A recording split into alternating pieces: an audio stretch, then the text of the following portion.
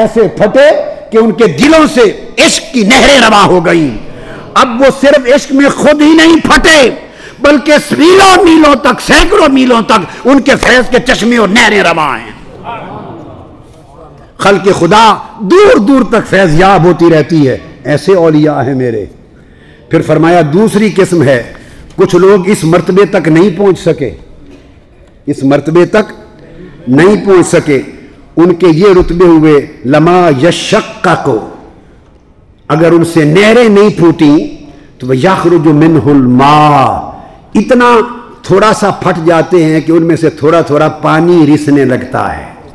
اور جس پتھر سے تھوڑا تھوڑا پانی رسنے لگے اس پتھر کے ارد گرد پہاڑی علاقوں کے رہنے والوں قرآن کی مثال سمجھو. جس پتھر سے پانی رسنے لگے، مسلسل رستا رہے، تو وہ سینکڑوں میلوں تک اس کی نہریں اور چشمے سیراب تو نہیں کرتے مگر اس کے ارد گرد ایک تالاب سا ضرور بن جاتا ہے. سو جو کوئی چل کے وہاں آ جائے وہ ضرور سیراب ہو جاتا ہے. یہ مثال دی جا رہی ہے قرآن میں. کچھ وہ تھے جن سے نہریں رواں ہوئیں، وہاں چل کر ان ایسوں کے پاس جانے کی بھی ضرورت نہیں، جہاں بھی بیٹھے ہو ان سے تعلق جوڑ لو، ہزاروں میلوں پر تمہیں سیراب کر دیں گے.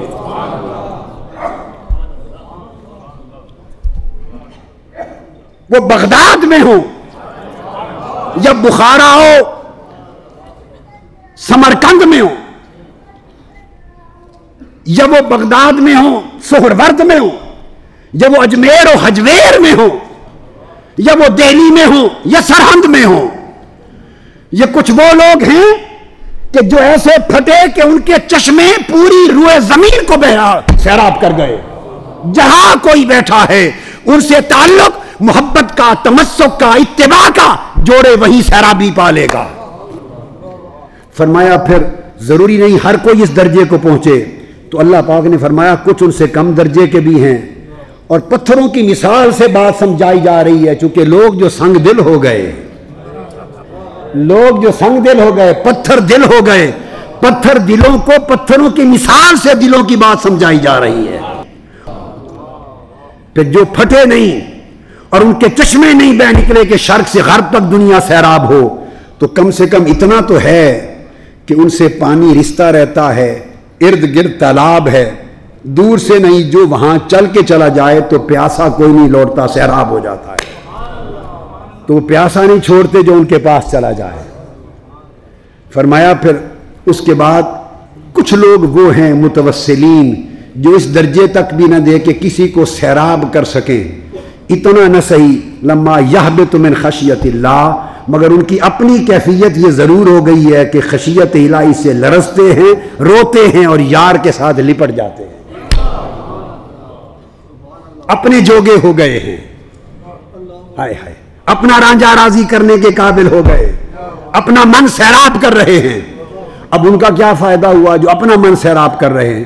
وہ یہ کہ اگر تالاب نہیں بنائے اور چشمے نہیں بنائے تو ان کا حال ایسا ہو گیا ہے کہ جو ان کا حال کو دیکھے تو اس حال سے کچھ اپنا حال بدل لے گا، اس حال کو دیکھ کر کچھ نہ کچھ بدل لے گا.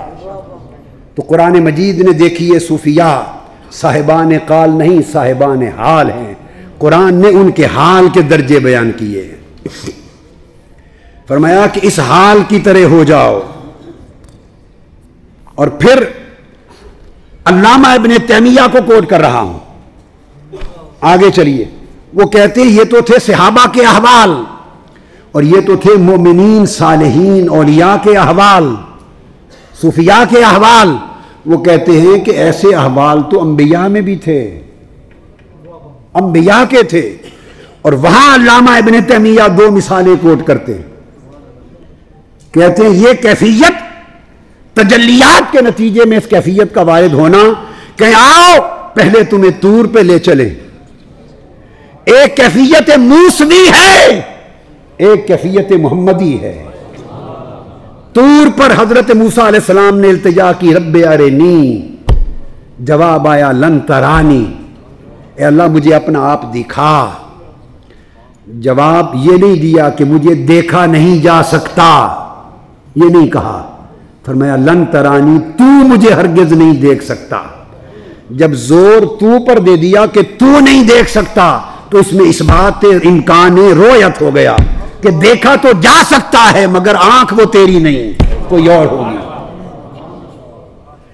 لیکن آگے وہ بیان کرتے ہیں، وہ کہتے ہیں کہ ان کا حال دیکھیے کہ وہ جب موسیٰ علیہ السلام نے عرض کیا تو اللہ رب العزت نے تجلی پھینکی اپنی طور پر، فلما تجلی ربہ، اللہ رب العزت نے جب جبل طور پر اپنی تجلی پھینکی تو جعلہ دکا، ریزہ ریزہ ہو گیا طور۔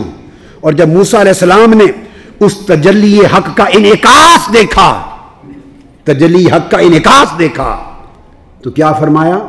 خر موسیٰ صاعقا، تو اس تجلی کے انعکاس سے حضرت موسیٰ بے ہوش ہو کے گر پڑے۔ یہ پہلا وجد تھا پیغمبرانہ تاریخ میں، پہلا وجد تھا پیغمبرانہ تاریخ میں کہ جب تجلی حق کا انعکاس ہوا تو موسیٰ علیہ السلام بے ہوش ہو کے گر پڑے۔ خر موسیٰ صاعقا پہلا وجد تھا جس میں بے ہوش ہو گئے موسیٰ علیہ السلام۔ اور پھر قرآن کہتا ہے کہ جب افاقہ ہوا، فلما افاقہ، بے ہوشی سے افاقہ ہوا تو پھر تائب ہوئے اس مطالبے سوال سے۔ تو علامہ ابن تیمیہ کہتے ہیں کہ ادھر تجلی حق پڑی تو موسیٰ علیہ السلام غش کھا کے گر پڑے، بے ہوش ہو گئے، ان کی یہ کیفیت ہوئی۔ اور ادھر شب معراج تاجدار کائنات کو علامہ ابن تیمیہ کہتے ہیں رب نے دکھایا جو دکھایا، ابن تیمیہ کے لفظ ہیں۔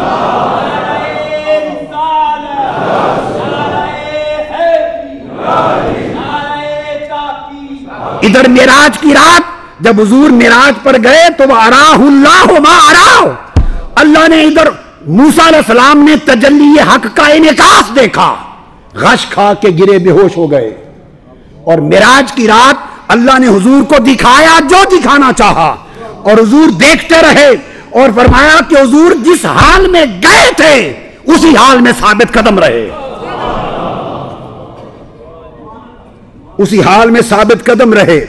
اور وہ لفظ لکھتے ہیں لم یتغیر علیہ حالہ، حضور کا حال متغیر نہ ہوا، حضرت موسیٰ کا حال تجلی حق سے متغیر ہوا، حضور کا حال متغیر نہ ہوا۔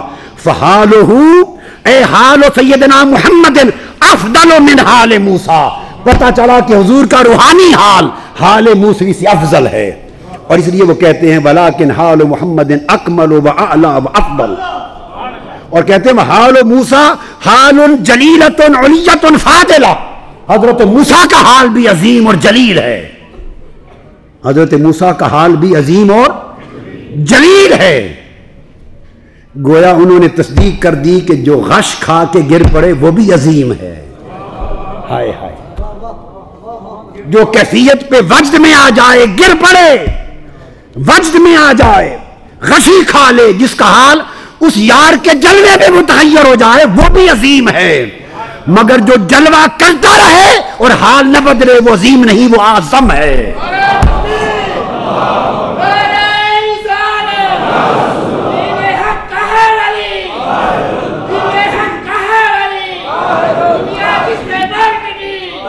وہ عظیم نہیں، وہ اعظم ہے۔ یہ علامہ ابن تیمیہ نے استشہاد کیا تصوف کے لیے قرآن پر اور انبیاء اور صحابہ کے احوال سے۔ اور پھر جو میں عرض کرنا چاہتا ہوں اس پر قرآن کا بیان اور اسی تصور پر پھر حدیث نبوی سے تشریح۔ آ جائیے ذرا قرآن کا بیان اصحاب کہف، سورہ کہف کی طرف، اس تصوف کا استشہاد دے رہا ہوں قرآن سے۔